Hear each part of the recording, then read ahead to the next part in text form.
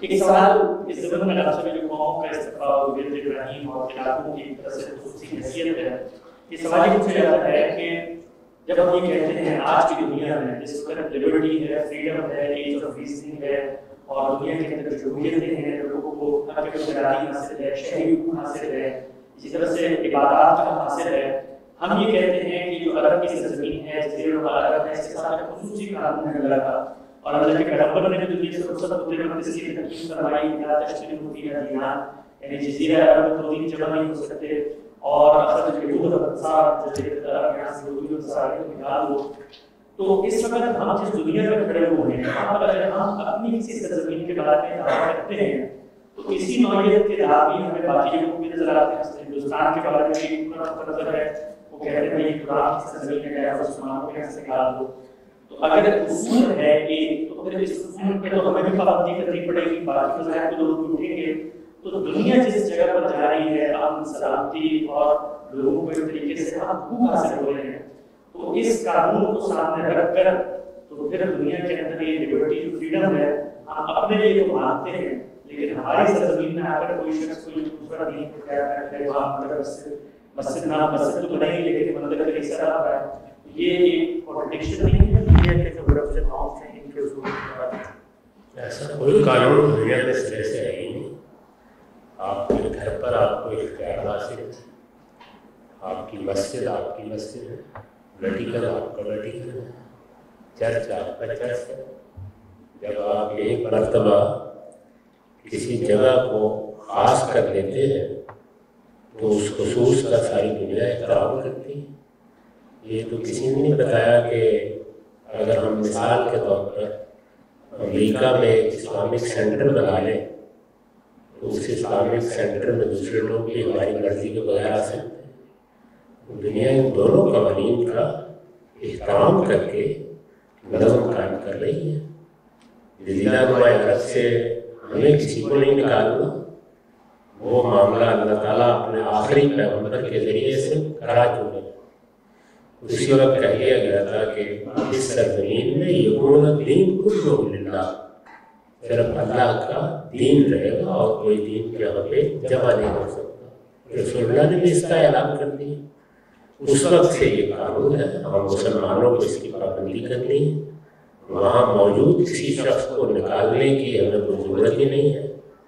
ہم تو صرف یہ کہتے ہیں کہ وہاں آنے کے لیے یا وہاں رہنے کے لیے یہ ضروری ہے کہ آپ اس دین کو مانتے ہو جو حرم کے پروردگار کا دین ہے۔ اس کے سوا کوئی بات نہیں۔ یہی قانون دنیا بھر میں جائز ہے، ویٹیکن میں بھی اسی اصول پر آپ جا سکتے ہیں۔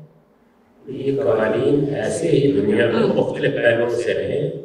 اگر ہندوؤں نے بھارت کے بارے میں ایسا کوئی قانون اپنے پروردگار سے حاصل کر لیا ہے، میرے خیال میں ان کو اس پر عمل کرنا چاہیے۔ دنیا میں ہمت ہوگی تو نہیں عمل کرنے دیں۔ رسول اللہ نے بھی ایسے ہی کیا، انہوں نے آ کے خدا کے قانون پر عمل کا فیصلہ کیا۔ ان کے پاس کوئی طاقت نہیں تھی، کوئی ایٹم بم نہیں تھے، وہ تنہا انسان تھے، خدا کی معیت ان کے ساتھ تھی۔ اس کے بعد اللہ تعالیٰ نے اس پر عمل کرا لیا۔ جس کے ساتھ خدا ہوگا وہ عمل کرا لے گا۔ ایک اور سوال یہاں پر صاحب نے بھیجا ہے، یہ پوچھتے ہیں کہ جو نان عربز ہیں اس وقت ہماری جو قوم ہے پاکستان کے اندر ہے، ترکی کے اندر ہے، تو یہ جو ذمہ داری دی گئی ہے شہادت الناس کی بنی اسماعیل کو، ہم لوگ کہاں پر کھڑے ہوئے ہیں؟ ان کی تائید و نصرت میں کھڑے ہوئے ہیں یا ہم محض آڈینس کی جگہ پہ کھڑے ہوئے ہیں کہ وہ یہ کام کر رہے ہیں، ہم دنیا میں اس کو دیکھیں گے؟ اور ہماری کیا حیثیت ہے؟ یعنی ہمیں اللہ تعالیٰ نے دنیا میں صرف امتحان کے لیے بھیج دیا ہے یا ہم لوگ بھی اس کے مشن یا اس کی اسکیم کا کہیں نہ کہیں کوئی حصہ ہے؟ میں نے اس کا جواب کل بھی دیا، اس سے پہلے بھی بارہا دیا ہے کہ جیسے ہی ہم مسلمان ہوتے ہیں تو ہم تمام ان کے ساتھ شامل ہو جاتے ہیں۔ جو ذمہ داری ان پر عائد ہوتی ہے عالمی سطح پر خدا کا دین پہنچانے کی، وہ ذمہ داری انہیں انجام دینی چاہیے۔ اس کے 3 لازمی اجزاء ہیں، یعنی حرم کو جس طرح کہ قرآن نے بیان کیا ہے، ان کی ذمہ داری ہے کہ طواف کرنے والوں، اعتکاف کرنے والوں اور حج و عمرہ کرنے والوں کے لیے کھلا رکھیں، اس کو توحید پر قائم کریں۔ وہ توحید کا مرکز ہے، عالمی سطح پر ہے، اس میں ادنا درجے میں کسی شرک کی آلودگی نہیں ہونی چاہیے، یہ پہلی ذمہ داری ہے۔ جزیرہ نمائے عرب کو دوسری قوموں کا وطن نہ بننے دیں، اس میں اللہ کا حرم ہے، لہذا حرم کے گرد و پیش کی ساری سرزمین اللہ نے اپنے لیے خاص کر لی۔ جزیرہ نمائے عرب اللہ کے لیے اسی طرح خاص ہے جیسے ایک زمانے میں فلسطین کو انہوں نے اپنے لیے خاص کیا تھا۔ اللہ تعالیٰ جب کسی سرزمین کو اپنے لیے خاص کر لیتے ہیں تو اس کو الارض المقدسہ کہتے ہیں۔ یہ لفظ مقدس ہے، یہ زمین کے لیے اسی وقت استعمال ہوتا ہے جب اللہ اسے اپنے لیے خاص کر لے۔ چنانچہ فلسطین کے لیے آپ کے علم میں ہے قرآن مجید میں الارض المقدسہ کے الفاظ استعمال ہوئے ہیں، اور یہ کہا ہے کہ اللہ نے یہ سرزمین بنی اسرائیل کو دے دی ہے، یہ اللہ کے لیے خاص ہے۔ یہی معاملہ ہے جزیرہ نمائے عرب کا، یہ دوسری ذمہ داری ہے۔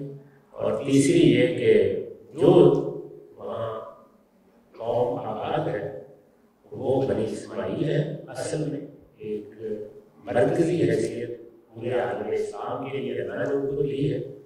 ہم سب ان کے مددگار ہوں اور ان کے ساتھ اس کام میں تعاون کریں۔ ان کا کام یہ ہے کہ وہ اللہ کی کتاب قرآن مجید کو ایک ایک شخص تک پہنچانے اور اس کے پیغام کو عام کرنے کا کام کرتے ہیں۔ تو یہ تینوں ذمہ داریوں کے ساتھ انہیں یہ خدمت انجام دینی ہے، اس مرکز سے انجام دینی ہے۔ ہم سب کا یہ کام ہے کہ ہم اس میں ان سے تعاون کریں، اور اگر اس مرکز کو کوئی خطرہ لاحق ہو جائے اور ہماری مدد کی ضرورت پڑے تو اپنی جان بھی دینے کے لیے تیار ہوں۔ یہ خلاصہ ہے ہماری ذمہ داری۔ صاحب یہ یہود کے اندر سے کوئی شخص اٹھے گا جو کہ دجال ہوگا، سیدنا مسیح ہونے کا جھوٹا دعویٰ کرے گا، تو یہ یہود کے اندر یہ جو ایک طرح کی خواہش موجود ہے یا اللہ تعالیٰ نے ہمیں متنبع کر دیا اللہ کے پیغمبروں کے ذریعے کہ ایسا ہونے جا رہا ہے، تو یہ بھی یہ جو قانون آپ نے بیان کیا ہے اسی کو کہیں نہ کہیں ریفیوٹ کرنے کی کوشش ہے یہود کی جانب سے، یعنی ان کی اس پوری کاوش کا مرکز محور اور مقصود کیا ہو؟ انہوں نے تو اللہ کے اس فیصلے کو قبول نہیں کیا، نہ حضرت مسیح کو مانا ہے، نہ اللہ تعالیٰ کے اس فیصلے کو قبول کیا ہے کہ وہ اب اس منصب پر نہیں ہے۔ اور انہیں اگر اللہ تعالیٰ کی رضا حاصل کرنی ہے تو لازم ہے کہ وہ بنی اسماعیل کے تحت اللہ کے آخری پیغمبر کو قبول کر لیں۔ انہوں نے ان میں سے کسی فیصلے کو بھی قبول نہیں کیا، یہ اطاعت کرتے رہتے ہیں ان میں سے بھی، لیکن قومی حیثیت سے قبول نہیں کیا، تو اس لیے وہ بغاوت کیے ہوئے سیدنا مسیح کو دنیا سے رخصت کر لینے تک جسارت کر چکے ہیں، اور آج بھی اس پر قائم ہے۔ تو اس لیے اللہ تعالیٰ کا قانون جب تک وہ اس بغاوت پر قائم ہے ان کے لیے اسی طرح رہے گا، اس پر وہ بھی قائم ہے، اللہ بھی اپنی سنت پر قائم ہے اور اس نے اس کا اعلان کر رکھا۔ ٹھیک ہے، یہ نقطہ واضح ہوا۔ آگے بڑھاتے ہیں، یہ سوال پوچھا گیا ہے کہ مسیحی قوم کو غلبہ اگر حاصل ہے تو وہ یہود کو پروٹیکٹ کیوں کر رہے ہیں؟ اس سے تو ایسا لگتا ہے کہ جیسے دنیا پر ڈومیننس یہود کی ہے اور ان کی پروٹیکشن کی ذمہ داری مسیحیوں نے لی بھی ہے۔ اور ساتھ یہ بھی آپ فرمائیے گا کہ آپ نے فرمایا تھا اگر وہ چاہیں جو ایک ریاست نے بنا کے دیے 10 دن میں خاتمہ کر سکتے ہیں۔ بظاہر یہ بات آپ نے فہم رکھی ہے اس لیے کہ دنیا میں جو خود عالمی طاقتوں نے قوانین بنا دیے ہیں اس کے تحت آپ کسی ملک پر قبضہ نہیں کر سکتے 1928 کے معاہدے کے بعد سے۔ اسی طریقے سے اسرائیل ایک ایٹمی طاقت ہے، تو کسی ایٹمی طاقت کے بارے میں آپ کوئی ایک ملک بیٹھ کے بھی بہت کوئی فیصلہ نہیں کر سکتے کہ اس کا خاتمہ کر دیں۔ تو یہود کو ایک ابدی اور دائمی ڈومیننس کو ذرائع حاصل ہو چکے ہیں۔ یہ ابدی اور دائمی کیا چیز ہوتی ہے؟ ہم نے تو دنیا کی تاریخ میں ایسی کوئی چیز نہیں دیکھی۔ کچھ وقت کے لیے دنیا میں ایک نوعیت کی تبدیلی آتی ہے، پھر کوئی دوسرے اسباب پیدا ہو جاتے ہیں۔ اسی طرح کی کوئی ابدی دائمی قسم کی نو آبادیاتی اسکیم لوگوں نے بنا لی تھی، امریکہ میں چلے گئے، وہاں پر ایک نیا ملک بنا لیا، وہاں آباد ہو گئے، دنیا بھر میں چلے گئے۔ پھر اس کے بعد پہلی اور دوسری جنگ عظیم نے نو آبادیاتی نظام کو بالکل ریت کے ذروں کی طرح اور آج کے پتوں کی طرح بکھیر دیا، نیا قانون بن گیا۔ تو اس وقت دنیا میں وہ 5 طاقتوں کا غلبہ ہے جنہوں نے پہلی جنگ عظیم دوسری جنگ عظیم جیتی ہے۔ انہیں کو اقوام متحدہ میں ویٹو حاصل ہے، انہیں کے تحت سب زندگی بسر کر رہے ہیں، انہیں کے تحت زندگی بسر کرنی ہے۔ تو اس لیے وہ پروٹیکٹ کریں گے. جب آپ ان کے ماتحت رہیں گے تو ہر جگہ پروٹیکٹ کر رہے ہیں. تو سنگاپور کو پروٹیکٹ کر رہے ہیں, ملیشیا کو کر رہے ہیں, پاکستان کو پیسے دیتے رہے, ساری دنیا کو کر رہے ہیں. کس کو نہیں کر رہے؟ ہر ایک کو اس کے لحاظ سے کر رہے ہیں. وہی طاقتیں ہیں جو پروٹیکشن فراہم کرتی ہیں اور انہی کے تحت دنیا کا نظام چل رہا ہے. آزادی نام کی اس طرح کی کوئی چیز نہیں ہے.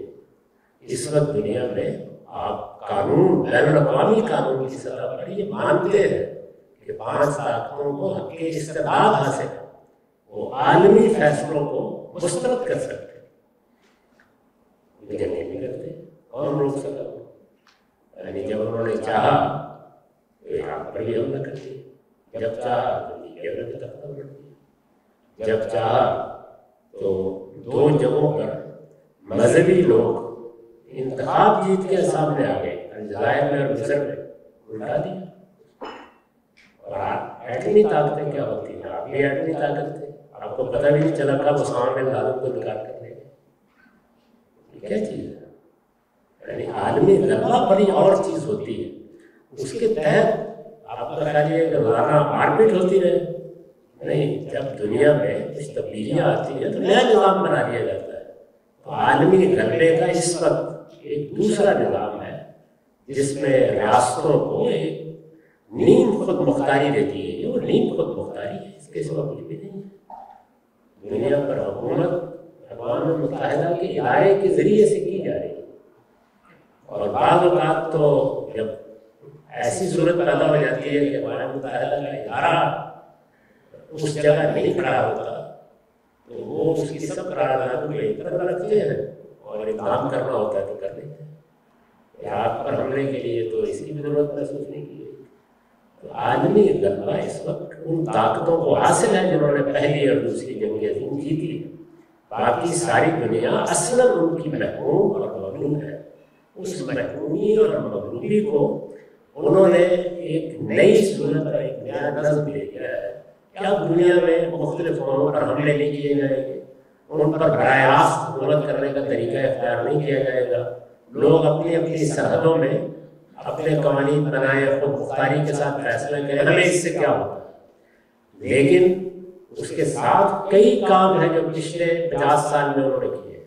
عالمی سطح پر قوانین کیسے بنیں گے اس کے کنونشن قائم کر دیے گئے. یعنی اگر آپ اپنے ملک میں کوئی ایسا قانون بنائیں جس میں اس فہرست کے مطابق قانون سازی نہ ہو جو عالمی سطح پر ہے, تو آپ کو عالمی سطح کی پابندیوں کا سامنا کرنا پڑے گا. دنیا کو کنٹرول کرنے کے طریقے تبدیل کیے گئے. اور واضح کیا. اچھا ہم سب ایک اور سوال یہاں پر آیا ہے کہ حالیہ چند برسوں میں دیکھا ہے کہ عالمی طاقتوں نے یہ بھی فیصلہ کیا ہے کہ مسلمان ممالک اسرائیل کو ایک طرح سے تسلیم کریں.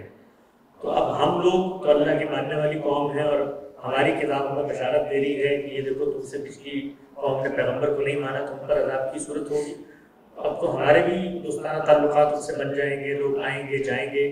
اور ہم نے یہ دیکھا ہے دنیا کے عرف اور تعامل میں جب آپ کی کہیں سے دوستیاں ہو جاتی ہیں, سفارتی تعلقات بن جاتے ہیں, میل جول ہوتا ہے, تجارت ہوتی ہے, تو وہ جو بنیادی نقطہ اختلاف ہوتا ہے وہ پھر اس طریقے سے قائم نہیں رہتا. خود مغربی تہذیب سے جتنا ہمارا اختلاط ہوا ہے تو اب ہمارے لیے خود ہمارے دینی رجحانات بہت کمزور ہو رہے ہیں. تو یہ جو اللہ تعالیٰ کی ایک طرح کی اسکیم اس پر بیان ہوئی ہے اس قوم کے اوپر قیامت تک کے عذاب کی, اس کا شعور تو بتدریج اب مسلمانوں میں اس لیے بھی کم ہوگا کہ اب ان سے ہماری دوستی شروع ہو رہی ہے. اس پورے عمل کو آپ کیسے دیکھیں؟ اس کا دوستی سے کوئی تعلق ہی نہیں ہے. دنیا میں ہر انسان سے دوستی ہونی چاہیے.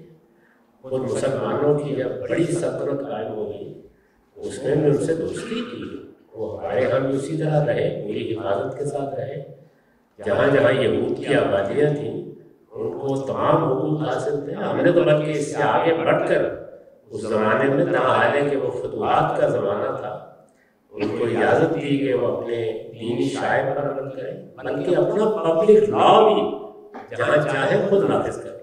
یہ سب کچھ ہم نے کیا. تو دوستی سے کوئی منع بھی نہیں کیا گیا. ایک واضح مجھے سوال ہے کہ جو آپ نے بتایا کہ 3 مختلف قوانین ہیں اللہ تعالیٰ کی, 3 ایک ہی قانون ہے جس کا 3 جہتی ظہور ہوتا ہے. ایک ہی قانون ہے جس کا 3 جہتی ظہور ہوتا ہے. اس میں رسول اللہ صلی اللہ علیہ وسلم سے متعلق جو پیغمبر کے اتمام حجت کے بعد عذاب کا قانون تھا اس کے بارے میں تو قرآن نے بتا دیا ہے کہ زندگی میں بھی ہوتا ہے اور رسول کے رخصت ہو جانے کے بعد بھی ہوتا ہے. لیکن یہ جو آپ نے آگے نصیحت فرمائی، ایک طرح کی نصیحت کی کہ میرے بات یہ عمل کرنا، یہ عمل آپ نے کیوں نہیں کروایا؟ یعنی کہ یہود کو اپنی زندگی کے وہاں سے وہ نکال دیتے اور ان کے بارے میں یہ بات کا فیصلہ آپ نے اپنی قوم پر کیوں چھوڑ دیا؟ اللہ تعالیٰ ہی نے ایسا کیا تھا. پہلے مرحلے میں ان کو موقع دیا گیا تھا کہ وہ اگر محکوم ہو کے جزیرہ نما عرب میں رہنا چاہیں، یعنی جو پہلے سے وہاں آباد تھے، محکوم ہو کر اور بنی اسماعیل کی برتری تسلیم کر کے. لیکن اس کے الفاظ ہے کہ حتیٰ یؤتوا الجزیۃ عن ید وہم صاغرون، وہم صاغرون، وہ پستی کو قبول کر لیں، محکومی کو قبول کر لیں اور وہاں امن کے ساتھ رہے تو انہیں نہیں نکالا جائے. لیکن اگر سرکشی اختیار کرے تو پھر وہاں سے بھی نکال دیا. تو ایسے کیا. آپ لوگوں کے ذہن میں کچھ سوال؟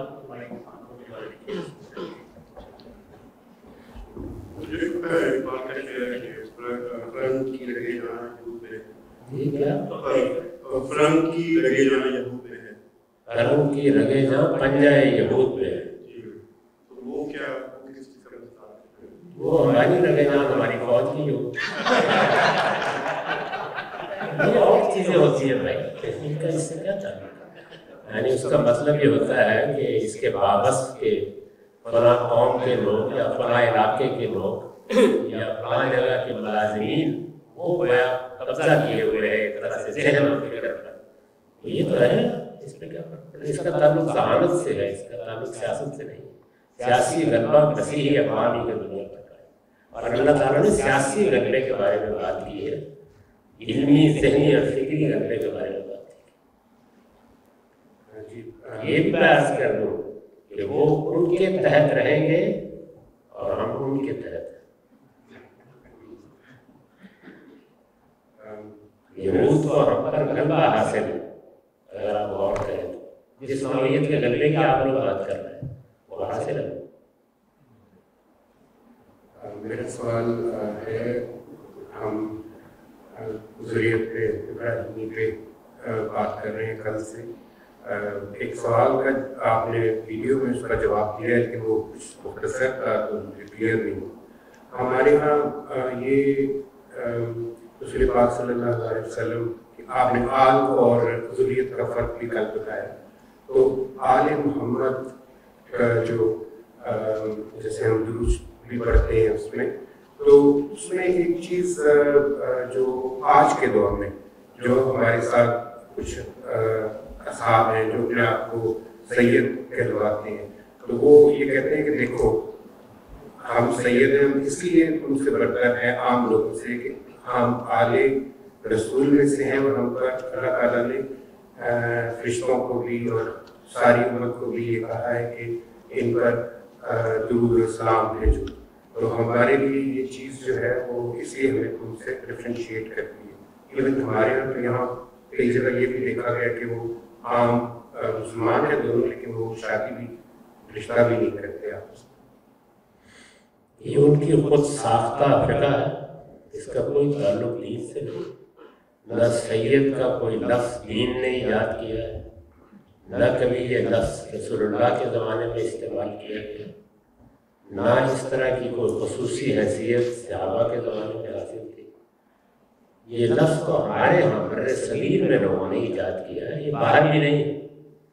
ہمارے بہت جلیل القدر عالم مولانا سید ابر اللہ صاحب مودودی جب پہلی بار بر صغیر سے باہر گئے عالم عرب میں، تو انہوں نے بڑا دلچسپ جملہ کہا کہ یہ عرب بھی عجیب لوگ ہیں، وہاں ہم جا کے شیخ ہو جاتے ہیں اور نہرو سید ہو جاتے ہیں.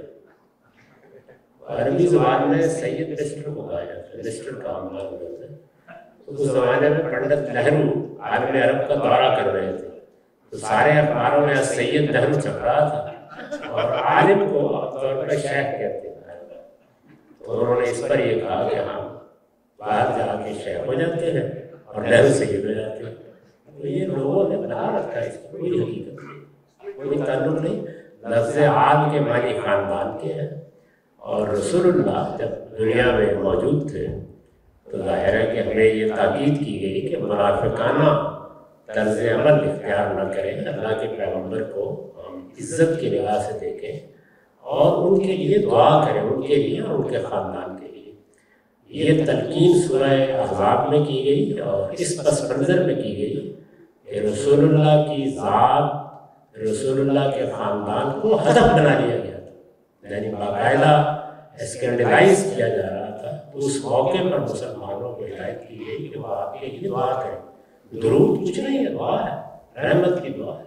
रहमत की दुआ हमें अपने लिए, अपने वालिदैन के लिए भी करनी चाहिए और अल्लाह के पैगम्बर और उनके ख़ानदान के लिए भी करनी चाहिए।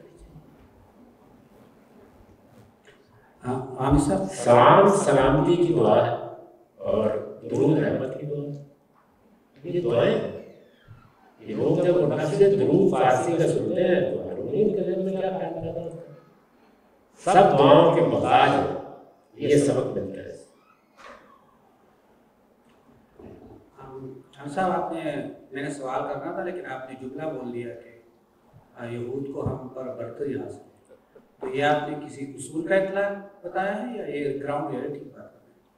यानी वो वाक़या जो मुझे नजर आ रहा है, अगर आपको नहीं नजर आ रहा, 2 जंगों में शिकस्त खाने के बाद भी मैं क्या जब अक़वाम मुत्तहिदा ने इसराइल के क़याम का फैसला कर दिया और 1948 में इसराइल कायम हो गया, तो मुसलमानों की उस वक्त की जितनी हुकूमतें थीं उन्होंने हमलावर होने का फैसला किया। 2 मरतबा जंगे रमज़ान आपको याद होगी, दोनों मरतबा बड़ी बदतरीन शिकस्त आई और बहुत से वो इलाके जो उस वक्त अक़वाम मुत्तहिदा के फैसले के तहत इसराइल के नहीं थे, इसराइल ने उनको कब्जा कर लिया। ये हुए दुनिया में 1928 के बाद तय हो गया है कि कब्जा नाजायज माना जाएगा, बराह रास्त कब्जा नहीं किया जा सकता, आलमी कानून यही है, लेकिन इसराइल किए हुए।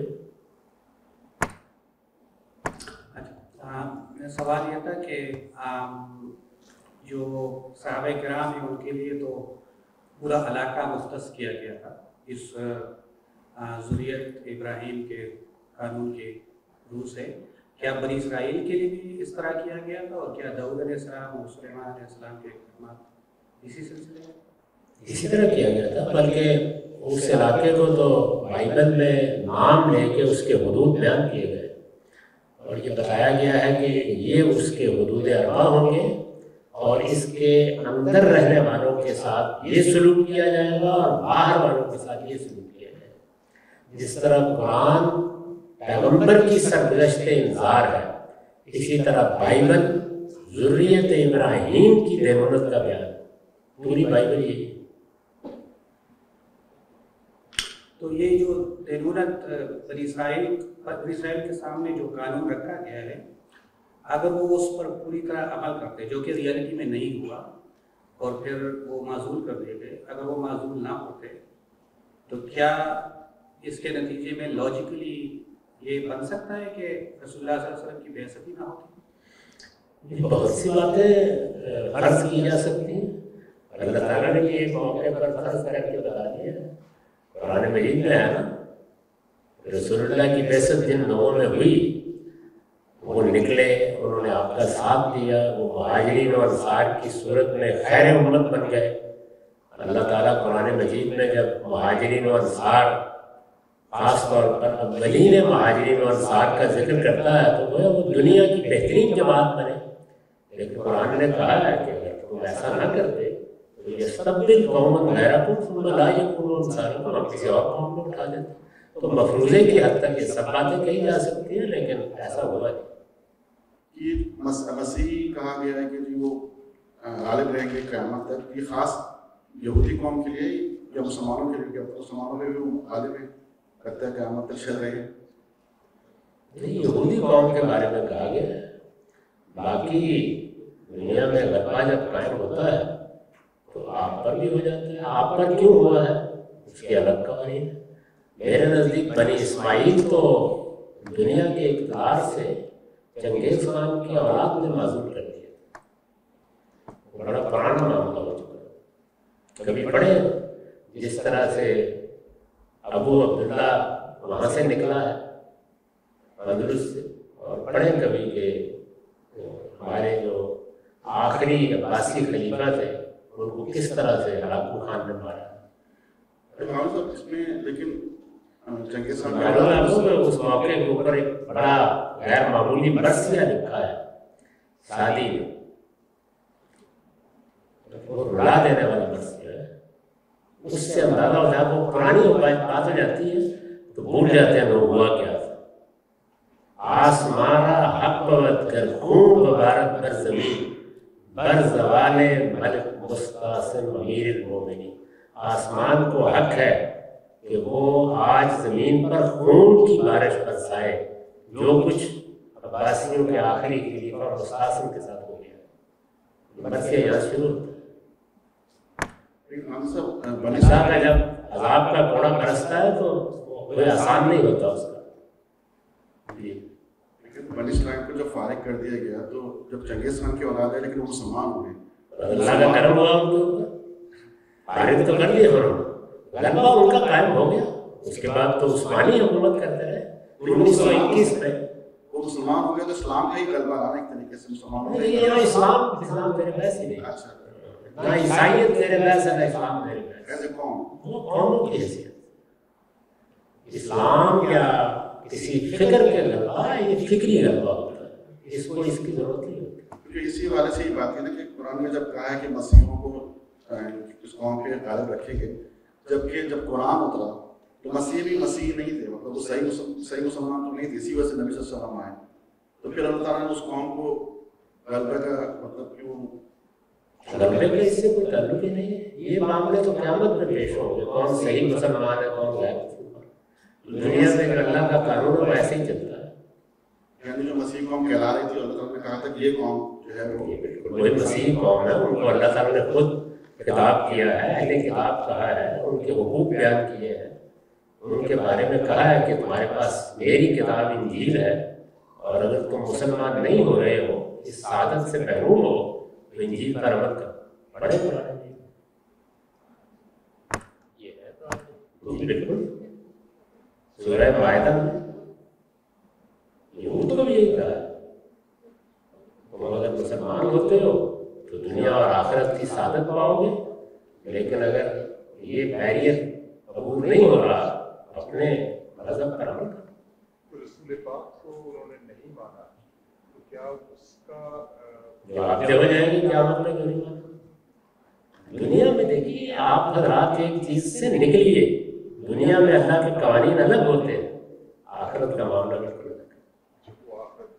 सब कुछ वहाँ जो हो रहा है वो तो हमारे साथ भी पता नहीं क्या हो रहा है। दुनिया में हमें एक मुसलमान कौम की हैसियत से ट्रीट कर रहा है अल्लाह। क़यामत में हो सकता है हमारे अंदर से 10 लोग वैसे ही मुसलमान कराता है। ये दो बिल्कुल अलग अलग बात है। दुनिया में किसी कौम का दावा क्या है, उस पर सारे मामला चलते हैं, इसका कोई हकीकत से ताल्लुक नहीं।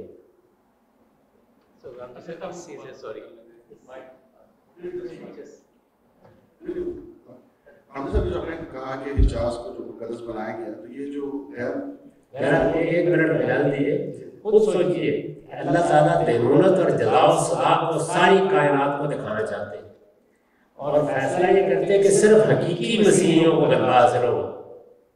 कहाँ से ढूंढ रहे हो? ये एक बिल्कुल अलग चीज है जिसका जरूर यहाँ होना है, इसका इससे कोई ताल्लुक नहीं। उस वक्त भी यही है कि जो यानी नूह का बेटा अगर उस वक्त मुनाफिकाना भी आगे बढ़ के कह देता कि मैं कश्ती में आने के लिए तैयार हूं, तो बच जाता, उसका कोई बातिन से ताल्लुक ही नहीं है। खुद रसूलुल्लाह के अपने जमाने में मुनाफिकीन बच गए।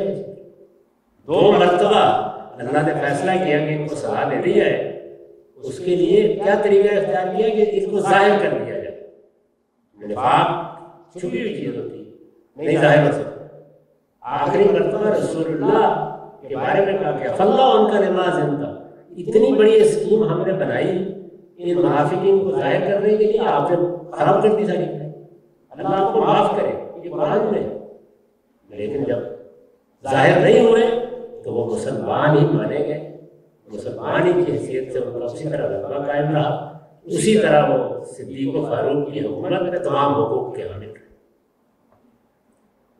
تو یہ آخرت کے فیصلے ہیں، جو صحیح دین کیا ہے، کیا عمل کرنا ہے، اس پر وہاں ہوں گے۔ یہاں جو قومی حیثیت سے فیصلے ہیں وہ کسی قوم کے ظاہری وجود کی بنیاد پر ہوتے ہیں۔ ہم سب ایک سیٹنگ میں جو مجھے سمجھ آیا تھا، آپ نے کہا تھا کہ مسلمان قوم آلموسٹ ختم ہو گئی ہے، اس نے دوبارہ پھر نہیں ہے۔ کیا ختم ہو گئی؟ مسلمان قوم، اور اس نے دوبارہ اس طریقے سے عروج حاصل کرنا، مطلب اخلاقی لحاظ جو بھی ہے، تو آپ کے خیال میں آپ کا اندازہ کیا ہے کہ قیامت تک اسی طرح چلتا رہے گا جو چل رہا ہے کہ ملک ملک کرنے کی مسلمان ملک کا بس ہو، جیسے آپ کا تجزیہ پسند ہے؟ اللہ تعالیٰ کا ایک عمومی قانون قوموں کے بارے میں ہے، اس پر آپ پورے اترے یا کوئی پورا اترے، ابھی میں نے اس کی وضاحت کی ہے۔ اس کے تحت غلبہ بھی ہوتا ہے، قوموں کو عروج بھی ملتا ہے۔ اس قانون کے اطلاق ہی کا نتیجہ نکلا ہے، اور ہم دنیا میں ایک محکوم اور مغلوب قوم ہیں۔ تو اگر آپ اس صورتحال کو بدلنا چاہتے ہیں تو اس قانون کے مطابق اپنے آپ کو اٹھانے کی کوشش کریں۔ یہ تو عام قانون ہے، جیسے ایک قاعدہ بنا دیا جائے تو اس قاعدے کے مطابق جو بھی ہوگا اللہ تعالیٰ اسی قاعدے اسی سنت کے مطابق معاملہ کریں گے۔ آپ کا اگلا سوال یہ کہ ایسا ہوگا؟ آپ کے خلاصے تجزیہ کیا ہے؟ میرے پاس تو اللہ کی کتاب کا علم تھوڑا بہت ہے، اس میں ایسا کوئی وعدہ نہیں کیا۔ نا امید نہیں ہونا چاہیے، کوشش اپنے طور پہ کریں۔ نا امید تو کبھی بھی نہیں ہونا چاہیے، لیکن اللہ تعالیٰ نے ایسا کوئی وعدہ نہیں کیا، نہ کسی حدیث میں نہ قرآن میں۔ یہ جو آپ کو بات چیزیں بتائی جاتی ہیں وہ خانہ ساز افسانے کو یہ بھی کرتے ہیں۔ عمومی قانون جاری ہے، وہ ہر ایک کے لیے۔ آپ کسی جگہ پر بہتر کرتے ہیں تو آپ کے ملکوں میں بہتری آتی ہے، اللہ کی عنایت بھی ہوتی ہے۔ لیکن اس وقت مثال کے طور پر عربوں کو اللہ تعالیٰ نے بہت دولت دے دی، بہت کچھ کرنے کے مواقع بھی دے دیے، کہ عالمی غلبہ بھی دے دیے، ایسا نہیں۔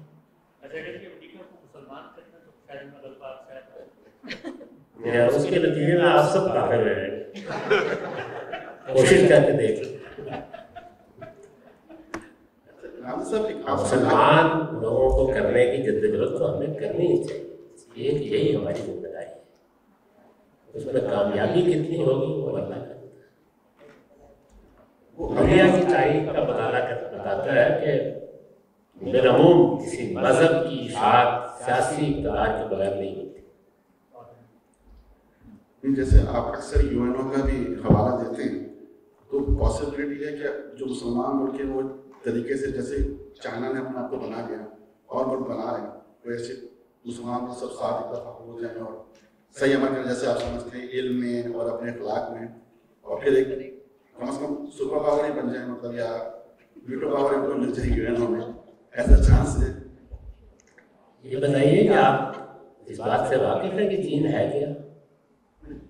چین تو مسلمان نہیں ہے۔ نہیں ہے کیا بھائی، وہ ان 5 طاقتوں میں شامل ہے جنہوں نے پہلی اور دوسری جنگ عظیم جیتی ہے۔ کوئی نیا معاملہ اس کے ساتھ نہیں ہو رہا، وہ اپنے آپ کو ان طاقتوں کے برابر کرنے کی کوشش کر رہے ہیں۔ ہم تو کوشش ہو رہی ہے کہ اور لوگوں کو بھی ویٹو پاور دی جائے، مطلب maybe in future some time دوسرے قومیں انڈیا مل جائے گی، اور لوگوں کو ویٹو پاور کیسے دی جائے گی؟ ووٹنگ کے ذریعے یو این او تو بہت اس کی طرح کی بہرحال اس سے پہلے جب کو ویٹو پاور ملی ہے ووٹنگ کے ذریعے سے ملی۔ دنیا میں اسی طرح اپنے آپ کو منوانا پڑتا ہے۔ وہ جو حفیظ نے کہا ہے نا کہ حفیظ اہل جہاں کب مانگتے تھے، بڑے زوروں سے منوایا گیا، یہ ایسے نہیں ہوتا۔ کوئی قوم جب منوا لے گی اپنے آپ کو، جیسے ان 5 قوموں نے منوایا، دنیا میں ایک بہت بڑا امتحان پیش آیا یورپی قوموں کو یا مسیحی اقوام کو، تو اس امتحان میں انہوں نے اپنے آپ کو منوایا، اور ہمیں بھی اس وقت ایک فیصلہ کرنا تھا۔ آپ کو معلوم ہے نا، ہمدرد میں محمد علی جوہر نے ایک سلسلہ مضامین لکھا تھا، چوائس آف ٹرس، تو چوائس ملا تھا، ہم اتحادیوں کے ساتھ بھی جا سکتے تھے، لیکن ہم نے فیصلہ کیا کہ ہم جرمنی کے ساتھ دیں گے۔ اور اس سے بہت پہلے علامہ اقبال نے ملکہ وکٹوریہ کی شان میں ایک قصیدہ لکھا تھا، اس کا ایک بڑا اچھا شعر ہے جس میں انہوں نے یہ بتایا ہے کہ جرمنی میں اور انگلستان میں کیا فرق ہے۔ उसमें ये कहा है कि मुल्क को तदबीरो सियासत रा ब इंग्लिस्तान सपुर्द। जब अल्लाह ने फैसला करना चाहा तो मुल्क, तदबीर और सियासत इंग्लिस्तान को दे दी। मुल्क को तदबीर और सियासत रा ब इंग्लिस्तान सपुर्द, जर्मनी रा चश्मे हैरानो दिले नाशाद था। और जर्मनी को दिले हैरान और चश्मे नाशाद से नवाज दी। बस उसके बाद फिर फैसला हो। हाँ जी सर, ये आपने अक्सर जिक्र करते हैं अल्लाह की जो सुन्नत है वो चलाने की या दीन को फैलाने की, तो जो मुझे समझ आएगा आप बता दें, अगर गलत हो तो आपसे करेक्ट कर दीजिएगा कि शुरू में जब नबी आए के बाद में बनी इसराइल को चुन लिया गया कि उन पर ही नबी आएंगे। तो सारे नबी जब हज़रत ईसा अलैहिस्सलाम तक सिर्फ बनी इसराइल पर ही आए थे और उसके बाद बनी इसराइल पर आए। तो लेकिन कॉन्सेप्ट तो ये है ना अल्लाह ताला के सब मुसलमान होते हैं, मतलब सब जन्नत आखिरत के लिए तैयारी करें। तो इन पे तो ये है, इन पे जिम्मेदारी अगर डाल दी है तो इन्हीं लोगों को तबलीग करने की जिम्मेदारी सब लोगों के लिए है या थी? बनी इस्माइल या बनी इसराइल सिर्फ जिम्मेदारियों पर डाली गई। जैसे अल्लाह ताला पैगंबरों का इंतखाब करता है, हर आदमी का इंतखाब तो नहीं करता। तो जिस तरह से सारी कौम में से एक शख्स का इंतखाब करके अल्लाह ताला उनको जिम्मेदारी देता है तो मेरा पैगाम पहुंचाओ, तो ऐसे ही उस पूरी कौम को जिम्मेदारी दे दी गई। बाकी लोगों को उनके पैगाम को वसूल करना है, उस पैगाम के मुताबिक अपने आप को तब्दील करना है। लेकिन हम इस्माइल तो नहीं है, लेकिन आप भी कहते हैं कि आप अपना मजहब को बताना तो चाहिए, जैसे आप लोग भी कर रहे हैं। हम तो बनी इस्माइल नहीं है, हमारी जिम्मेदारी तो नहीं है कि हम बताएं लोगों को। नहीं, देखिए एक आपकी हैसियत वो है जो उम्मत मुस्लिमा का फर्द बन जाते हैं, उसमें बनी इस्माइल या अरब आपके कायद हैं और आपका काम यह है कि उनके साथ मिलके अल्लाह का पैगाम दुनिया को पहुँचाए। वो आलमी सतह पर पैगाम का इब्लाग है, वो फर्द नहीं पहुँचा सकता, वो या किसी कौम ने पहुँचाना होता है या फिर किसी बड़ी उम्मत में। वो आपकी जिम्मेदारी एक अलग जिम्मेदारी है। वो जिम्मेदारियाँ जो कौमी सतह पर हर कौम पे आयद होती हैं, वो जिम्मेदारियाँ जो अफराद की सतह पर आयद होती हैं, वो मैंने अलग से बयान कर दी। तो दावत की जिम्मेदारी फर्द पर और तरह से है, हुकूमतों पर और तरह से है, उम्मत पर हैसियत उम्मत और तरह से। उस जिम्मेदारी के हुदूद हर एक के लिए अलग अलग है। दावत सब ने पेश करनी है, फर्द ने कहाँ करनी है, किन हुदूद में करनी है, वो अलग चीज़ है। तो वो आप निज़ाम में कानून दावत में अलग अलग उन्वान के तहत मैंने बयान कर लिया कि जिम्मेदारी किसकी क्या है। मैंने पढ़ा है वो, मुझे सिर्फ ये पूछना था कि जब हज़रत मूसा अलैहिस्सलाम को भेजा गया, वो बनी इसराइल के लिए उनको भेजा गया कि वो निकाल के उनको ले जाएं, और हज़रत यूसुफ अलैहिस्सलाम वहाँ पे काफ़ी ऐसे रहे जो नबी थे, उन्होंने एक तबलीग की होगी, लेकिन बज़ाहिर लगता है कि बनी इसराइल के अलावा वहाँ पे कोई मुसलमान था नहीं। उनको कोई तबलीग की जिम्मेदारी दी नहीं गई। उनका काम सिर्फ ये था हज़रत इसहाक़, याकूब, हज़रत यूसुफ कि वो बनी इसराइल को कौमी हैसियत से तैयार करें, वो किसी कौम की तरफ भेजे ही नहीं। तो वही मैं पूछना चाहता था सर, बाकी लोगों का कसूर क्या था कि उनको बताया नहीं गया दीन का बताया नहीं गया, बताना क्या था? बड़ी साहब को बताया जाता है। हज़रत यूसुफ मौजूद है और उन्होंने ऐलान कर रखा हुआ है हुकूमत की सतह पर कि मैं उस दीन का पैरो हूँ। उनकी तकरीर पढ़ी है ना जो उन्होंने वहाँ की है, जिंदा में जो तकरीर उन्होंने की वो कुरान ने नकल की है, वो ऐलान मौजूद है, जिसका जी चाहे आके सीख ले। यानी आप ये जिम्मेदारी अंबिया पर क्यों डालते हैं? अल्लाह ने डाली। उनका काम सिर्फ हिदायत को पहुँचा देना है, बाकी लोगों का काम है जब उनको खबर मिले तो आए सीखें आप।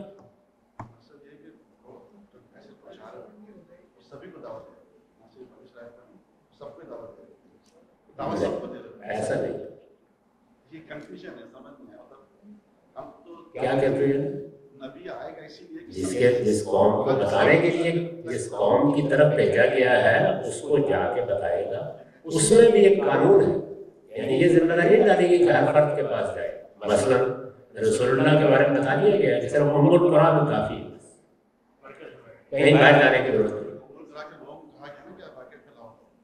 उम्मुल कुरा के लोगों पर जिम्मेदारी डाली गई है, वो बनी इसराइल और बनी इस्माइल पर मौजूद है, पैगंबर की जिम्मेदारी तो जिसकी तरफ से भेजा जाता है वहां तक लगी होती है। बनी इसराइल जो मुसलमान हो जाते थे उनकी जिम्मेदारी होती थी कि वो भी बाकी लोगों को बताएं। ये वो तो कुरान ने बयान कर दिया ना, ये बयान कर दिया है कि बनी इसराइल बनी इस्माइल की जिम्मेदारी है कि वो अब दुनिया को खुदा का पैगाम पहुंचाए।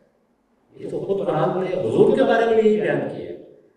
कुरान की आयत पढ़ी है तो कुन शुहदा अल्लाह में यकून रसूल अलैकुम शहीदा, क्या बनी इस्माइल तुमको खुदा के पैगंबर ने पैगाम पहुंचा दिया, तुम अब बाकी दुनिया को पहुंचाओ। तो वो तो पैगाम आगे फिर उस कौम को पहुंचाना है। हम सब ये तो अल्लाह ताला का बहुत एहसान है हम पर कि हम मुसलमान घर में पैदा हुए, हमारे पास ये एहसान भी है और आजमाइश भी बहुत बड़ी। आजमाइश भी है, लेकिन मैं ये पूछना चाह रहा था कि बाकी फिर अल्लाह ताला कुछ कौम को सेलेक्ट करता है कि मतलब देखा जाएगा तारीख में तो पूरी कौम को पता ही नहीं, मतलब कोई मुखातिब ही नहीं, क्या नहीं पता उनको। अल्लाह ताला बताते हैं कि जो मैंने फितरत में दीन दिया वो सबको पहुंचे। फितरत पे बिलीव करें, हम पे तो नबी बकायदा भेजे गए कि ताकि रसूल उनकी जिम्मेदारी शरीयत पर अमल करना नहीं है, आपकी जिम्मेदारी आपको पहुंच गई। तो जिसको जितना दिया गया है यही फरमाया ना, यबलुकुम फी मा आताकुम, मैंने जितना दिया है उसी में आजमाना। सवाल पर अक्सर ये कहते हैं कि मुनाफिकीन के साथ जो मामला रसूलुल्लाह सल्लल्लाहु अलैहि वसल्लम की मुदाखलत की वजह से बाज़ मामला खराब हुए, जिसके तहत अल्लाह उनको एक्सपोज करना चाहते थे। तो ये अल्लाह और पैगंबर पहले से बैठ के स्ट्रेटजी डिस्कस नहीं करते थे कि रसूलुल्लाह सल्लल्लाहु अलैहि वसल्लम एक काम कर रहे हैं, नहीं, अल्लाह ताला ऐसी साजिशें नहीं करते। बड़ा सख्त जवाब दिया है इस सवाल का सूरह आल इमरान में। सूरह आल इमरान में अल्लाह ताला ने फरमाया कि कुछ नताइज निकालने थे, उसके लिए मैंने शिकस्त होने दी उम्मत में। ये मौजूद शिकस्त हुई है, खुदा का पैगंबर मौजूद है तो शिकस्त हो गई थोड़ी देर के लिए, फिर समझ गए मुसलमान, उसमें बड़ा नुकसान पहुंचा, बहुत से सहाबा शहीद हो गए, खुद हुजूर जख्मी हुए। तो उसमें ये सवाल लोगों के जहन में पैदा हुआ कि क्यों शिकस्त हुई। अल्लाह ताला ने उसका जवाब दिया, कभी पढ़िए उसको, मैंने बड़ी वजाहत कर दी है उसकी बयान में। अल्लाह ताला ये बयान फरमा रहे हैं कि मैंने शिकस्त होने दी। क्यों होने दी? कहीं अपने पैगंबर के वो तो एक अलग बात है कि लोगों से गलती हुई। तो उसके बाद एक एक चीज को बताया है कि जब गलती होती है तो मेरा कानून क्या है। यानी मैं ऐसा नहीं करता कि तुम्हारी गलतियों में यहाँ खुद खड़ा हो जाओ। उसमें फिर बताया कि इस मौके पर तुम्हारी जमात की तत्हीर मकसूद थी, मुनाफिकीन को अलग करना मकसूद था। वो इस शिकस्त के बगैर हो नहीं सकता, अगर पता ही हो जाती तो आखिरी जवाब ये दिया कि मेरे कुछ बंदे सहाबा में सख्त आरज़ूमंद थे कि उन्हें अल्लाह की राह में शहादत मिल जाए, उनकी आरज़ू भी पूरी कर दी। ये तीनों जवाब दिए। उस पर ज़ाहिर मंजूर ईमान के लोग हैं हमारी तरह के, तो उन्होंने एक बड़ा दिलचस्प सवाल किया, ये जो कुछ भी आपने किया है ये इतने बड़े मार्ग से मार के करना क्या जरूरी था, तो हर चीज़ का इल्म है। उसने कहा माँ का नहीं, अल्लाह का ये तरीका नहीं है, जबान बंद करो, अल्लाह आजमाइश में से गुजार के नतीजे निकाला, ये मेरा तरीका है। सब के सब जरा पढ़िए उस मुकाम को निकालिए। माँ का अल्लाह ने जितने को मदद है, अल्लाह इस तरह के मामला पे जो तुम्हारी निगाहों से छुपे होते हैं बताया नहीं करता, उसका एक तरीका है, उसके मुताबिक होता है। ये पूछा कि आप आलम अरब के इल्म से भी वाक़िफ़ हैं, जो तफसीर का इल्म है, क्या ये जुलियत इब्राहिम के बारे में खास कानून है, अरब उलमा इससे इस तरह से वाक़िफ़ हैं या हुकूमतें रियासती ज़ेर बहस आता है? पूरी जो मुसलमानों की इल्मी तारीख है, मैंने कल भी अर्ज़ किया था कि उसमें इसका शोर इल्म की सतह पर बहुत मुंतशिर सूरत में मौजूद है, ऐसा नहीं है कि मौजूद नहीं है। आलमी सतह पर अरब की खुसूसी हैसियत से भी हमारा इल्म वाकिफ़ है। चुनांचे आपके जहन में होगा कि जब दुबई में मंदिर बनाने की इजाज़त दी गई तो उलमा ने बाकायदा इस कानून की तरफ तवज्जो दिलाई। एक मुश्तरका बयान नशर हुआ था सब उलमा का, और वो अरब के उलमा थे, ज़्यादातर जज़ीरा नुमा अरब के उलमा ने उस मौके पर तवज्जो दिलाई कि ला यस्तवी दीनान के कानून के खिलाफ है। تو اس لیے شعور موجود ہے، لیکن اس کو ایک پریسیجن کے ساتھ ایک پورے قانون میں ڈھال کر بیان کر دینے کا کام امام فرائی سے شروع. ٹھیک ایک سوال اور لیتے ہیں. اور ایسا ہی ہونا چاہیے تھا کہ پہلے مسلمانوں کا ایک غلبہ قائم تھا تو قانون کو پوری طرح نہ جانتے ہوئے بھی اس پر عمل ہو رہا. اب چونکہ معاملات بگڑ گئے تو اللہ تعالیٰ نے ایسے لوگ پیدا کر دیے جو اس کو بیان کر رہے ہیں. یہ پوچھا جی انہوں نے کہ پاکستانی قوم اس قانون کے تحت اس طرف جا رہی ہے، جو آپ نے تینوں پہلو بیان کیے ہیں، اس میں سے کوئی تکوینی امر بھی ہے جس سے ہم لوگ بھی متعلق ہے. ویسے کچھ دنوں فیس بک پر ایک لطیفہ چل رہا تھا کہ اللہ کی اسکیم میں پاکستان کے حوالے سے، تو وہ کسی نے اس پہ لکھا تھا کہ پاکستان میں پیٹرول کی قیمتوں کو دیکھ کر معلوم ہوتا ہے کہ دجال گدھے بھی تشریف لائے. یہ پاکستانی قوم کے ساتھ بہت سارا قانون ہے. اچھا ہے لوگ اس طرح کے حالات زندہ دلی کا تقاضا یہی ہے کہ اس کا لطیفہ سوال کریں. پاکستانی قوم کی دنیا کی جس طرح قومیں ہیں انہیں میں سے ایک قوم ہے، اس لیے اس قوم کی حیثیت سے اس کے لیے بھی اللہ کا وہی قانون ہے.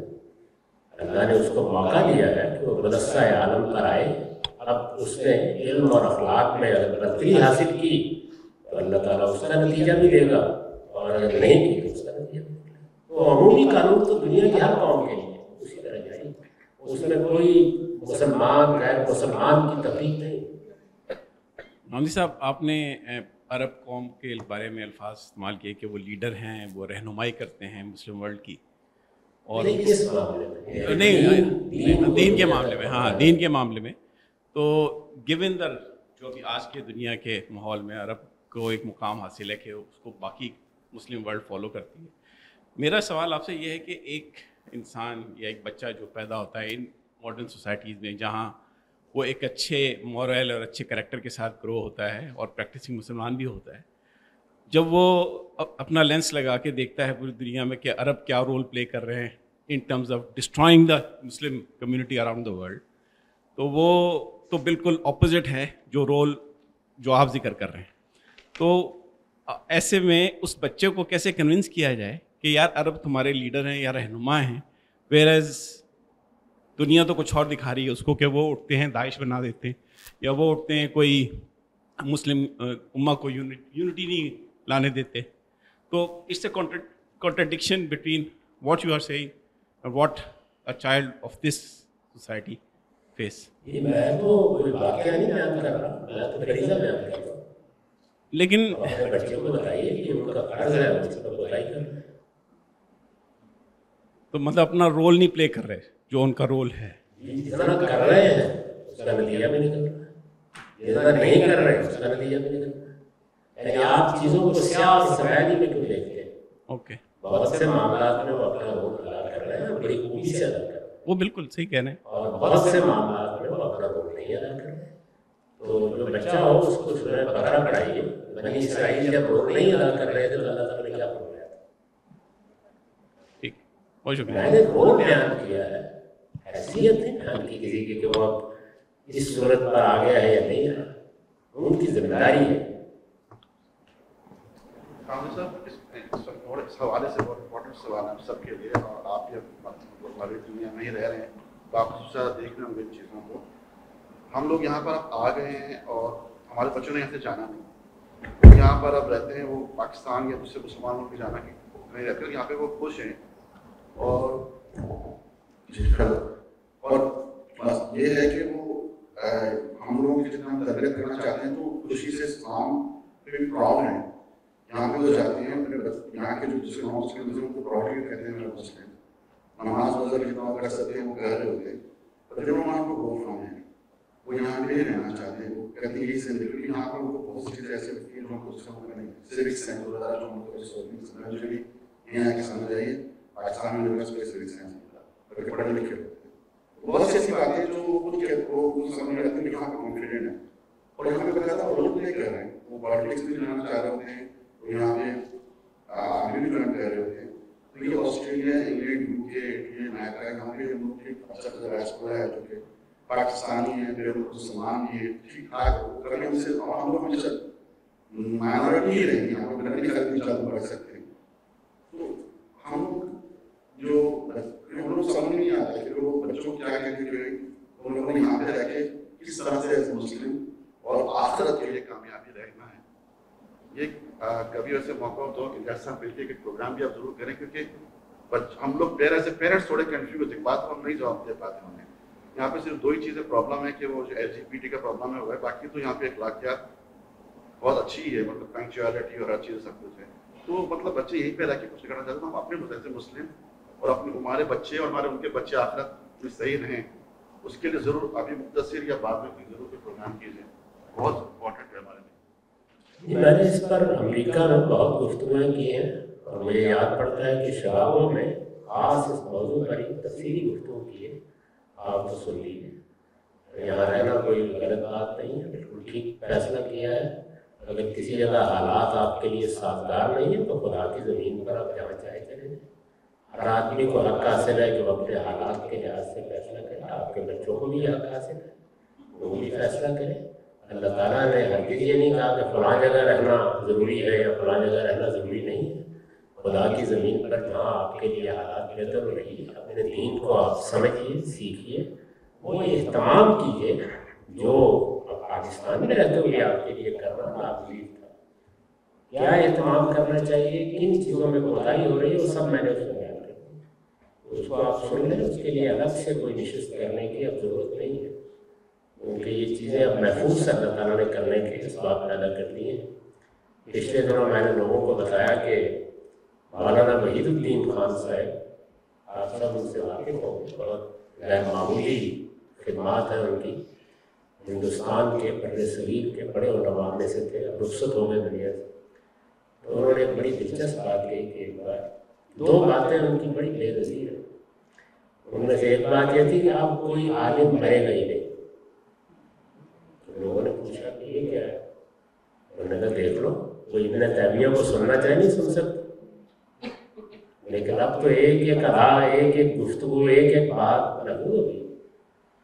इसलिए अल्लाह ताला ने बहुत से असबाब पैदा कर दिए हैं, आप अपने बच्चों के लिए वो असबाब पैदा करें। उसकी मैंने बहुत तफसीलात बयान कर दी। एक करके लेते हैं सबकी बारी करके इसी हवाले से जी साहब, मेरा सवाल आपके जो उसूल आपने बताया उसके 3 पहलू बताए, उसमें जो डेफिनेशन ऑफ कौम है उसकी ड्यूरिडिक्शन क्या है? क्या वो जियोग्राफी बेस्ड है या बज़ाहिर ऐसा लगता है बनी इसराइल वाली ब्लड लाइन बेस्ड है, अंबिया वाली ऑडियंस बेस्ड है और जो जियोग्राफी, तो इन तीनों में इसकी डेफिनेशन है? जी बिल्कुल ऐसे ही, यानी दुनिया में जो कौमें बनती हैं वो कई पहलुओं से, कभी रंग की बुनियाद पर, कभी नस्ल की बुनियाद पर कौम बन जाती है। और अल्लाह ताला ही ने इंसानों में ये दायरा रखा है कि वो किसी न किसी शनाख्त में एक बरादरी या एक कौम का एहसास पैदा कर लेते हैं। कभी उसमें मज़हब बुनियादी आमिल हो जाता है, कभी रंग, कभी नस्ल, कभी सकाफत, कभी तारीखी पस मंज़र। चुनांचे इसी को बयान किया कि वजअलनाकुम शुऊबन व क़बाइला लिताअराफ़ू, अल्लाह ताला ने कबीले शऊब बना दिए हैं। तो इस तरह कौमें बनती भी रहती हैं, कम और ज़्यादा भी होती रहती हैं। ये जो बनी इसराइल है या बनी इस्माइल है, ये एक नस्ल का इंतखाब है, ऐसे ही जैसे पैगम्बरों का इंतखाब है। मैंने वो आयत आपको सुना दी है सूरह आल इमरान की कि मैंने जिस तरह से आदम और नूह का इंतखाब किया था, ऐसे ही मैंने आल इब्राहिम का इंतखाब किया।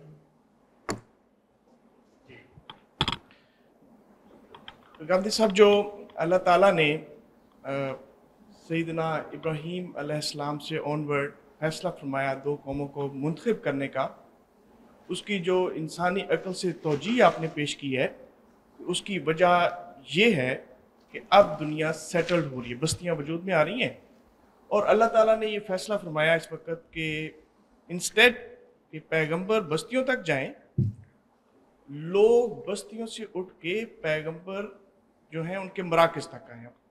उससे पहले भी ये नहीं था कि पैगंबर बस्तियों तक जाए, नहीं करे हर बस्ती तक रसूल भेजा।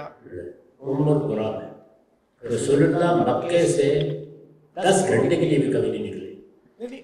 मक्का और ताइफ ये उम्मुल कुरा थी, यानी वो ताइफ असल में इन्हीं लोगों के गरमाई महल थे वहाँ पे। उम्मुल कुरा तक महदूद, तुम जरा उम्मुल कुरा वमन होगा, کبھی نہیں باہر نکلتا تھا. جی یہ تو آپ بتا رہے ہیں یہ ام القریٰ ہر قوم کی بنیادی بستی، جیسے امریکہ میں مثال کے طور پر نیو یارک یا واشنگٹن، بس وہاں کھڑے ہو کے ان کو کام کرنا ہے، باقی لوگوں کی ذمہ داری ہے کہ وہ آئیں ان کے پاس. تو وہاں بھی یہی تھا. اور یہاں کیا ہے، سارا اس وقت کا عالم جو پرانی دنیا تھی، وہ ساری دنیا اس کے درمیان میں فلسطین ام القریٰ بنا دیا گیا اور عرب. یہی طریقہ ہے. سیدنا ابراہیم علیہ السلام سے پہلے جو ہمیں اشارہ ملتا ہے وہ یہ ہے کہ انبیاء علیہ السلام کی ایک کثیر تعداد آئی انسانوں تک. تو اس کا مطلب ہے کہ شاید ہزاروں بستیوں تک وہ گئے ہوں، مطلب ہزاروں بستیوں میں مقیم رہے ہوں، ہر بستی میں جا کے. اس کے لیے آپ نے جو ترجیح پیش کی وہ یہ کہ اب دنیا سیٹلڈ ہو رہی تھی اور اللہ تعالیٰ نے فیصلہ فرمایا بھی اب چونکہ آپ بھی قیام پذیر ہیں تو آپ اپنی بستیوں سے اٹھ کے یہاں آئیں. یہ ایک انسانی توجیہ لگتی ہے جو آپ نے پیش کی. غامدی صاحب کیا اس کی جگہ یہ توجیہ ہو سکتی ہے کہ جیسے اللہ تعالیٰ قرآن مجید میں جب رسالت مآب صلی اللہ علیہ وسلم کو وہ معجزات عطا نہیں کیے گئے بلکہ مطالبے پہ بھی عطا نہیں کیے گئے، تو اللہ تعالیٰ نے ایک جگہ اشارہ دیا کہ دیکھیں پہلے معجزات دیے گئے، کچھ اللہ تعالیٰ نے دیے، کچھ لوگوں کے مطالبات پہ دیے، اب نہیں دیں گے کیونکہ جو پچھلے دیے گئے اس کا بھی کوئی نتیجہ نہیں نکلا.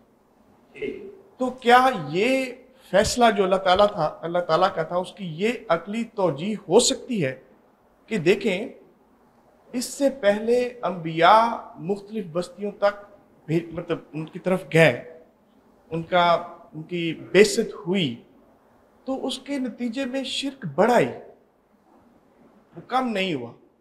اب بجائے اس کے کہ یہ معاملہ کیا جائے جس کا کوئی نتیجہ نہیں نکل رہا بلکہ دوسری طرف نتیجہ جا رہا ہے، تو ایسا کرتے ہیں کہ دو مراکز قائم کرتے ہیں. اور آپ حضرت انسان جو ہیں بجائے اس کے کہ اس نعمت سے تو فائدہ اٹھایا نہیں، اب وہ نعمت تو گئی، اب آپ آئیے، ذمہ داری بھی آپ پہ ہی ہے. اب آپ کو وہ سہولت بھی نہیں دی جائے گی جو پہلے صدیوں تک دی جاتی رہی. کیا اس کی یہ عقلی توجیہ ہو سکتی ہے؟ میں نے تو ایک پہلو کو بیان کیا، 10 اور باتیں اس کا باعث بنی. اس کے ساتھ جو آپ نے بات بیان کی، اس سے بھی بڑی چیز اس کا باعث یہ بنی کہ ہر بستی میں جہاں اللہ کے رسول آئے عذاب آیا. یعنی سوائے قوم یونس کے کوئی بستی بھی ایمان لانے کے لیے تیار نہیں. تو اللہ تعالیٰ نے بار بار یہ پسند نہیں کیا کہ عذاب آتے رہے. کئی وجوہ، کئی اسباب، وہ 10 گنوائے جا سکتے. میں نے تو ایک بنیادی بات کہ دنیا میں تبدیلی آ رہی تھی اس کا لحاظ کیا گیا، لیکن جو کچھ پہلے ہوا اس میں کتنی قومیں لوگ پوری کی پوری برباد ہو گئی. حضرت صالح کی قوم میں 2 آدمی بھی نہیں نکلے. لوط کی قوم میں سے ان کی بیوی بھی ساتھ جانے کے لیے تیار نہیں. تو اچھا نتیجہ نکلا نہیں. اس فیصلے کے نتیجے میں ایسا لگتا ہے بھی ایک نعمت جو انسانوں کو حاصل تھی وہ بہرحال کسی درجے میں اسے محروم کر دیا گیا. میں اس کو اس پہلو سے نہیں دیکھتا. میرے خیال کے مطابق وہ بڑی آزمائش تھی نہ کہ نعمت تو اللہ کی ہدایت ہے. وہ اس وقت قرآن کی صورت میں ساری دنیا کے لیے میسر ہے.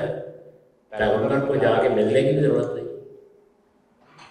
میرے خیال کے مطابق جو نعمت اس وقت دنیا کو میسر ہے، دنیا کی پوری تاریخ میں کبھی اس طرح میسر نہیں. بہت شکریہ. بہت شکریہ. خواتین حضرات، سوالات کا سلسلہ ختم کرتے ہیں.